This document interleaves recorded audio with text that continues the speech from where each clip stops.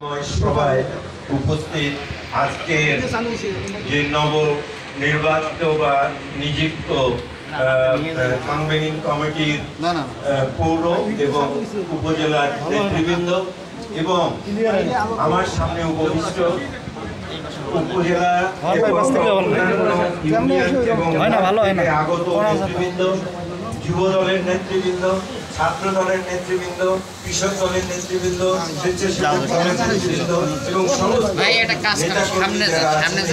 আসসালামু আলাইকুম।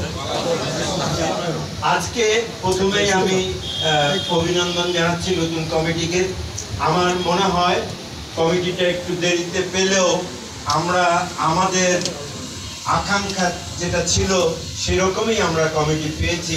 এই জন্য আমি খুবই আনন্দিত এবং আমি জেলা আহ্বায়ক কমিটিকে আমাদের উলিপুর উপজেলা এবং পৌরসভা থেকে তাদেরকে অভিনন্দন জানাচ্ছি এবং ধন্যবাদ জানাচ্ছি। ভাইয়ের আমার, আপনারা সকলেই জানেন বেশ কয়েকদিন ধরে আমরা খুবই চিন্তায় ছিলাম যে কি হচ্ছে কি না হচ্ছে।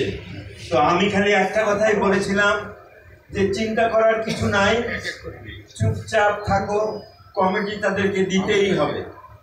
আমরা এখানে কোনো ওইরকম নেতৃত্ব বসাই নাই যে তাদেরকে তারা নেতৃত্ব দিতে পারবে না। আবারও এরকম ভাবে আমরা এখানে নেতৃত্ব সৃষ্টি করি নাই।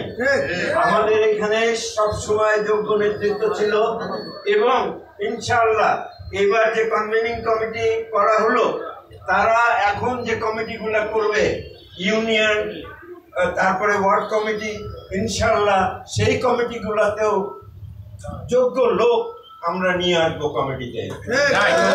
যোগ্য লোক না থাকলে পার্টি কোনোদিনও চলতে পারবে না, পার্টি অগ্রসর হতে পারবে না।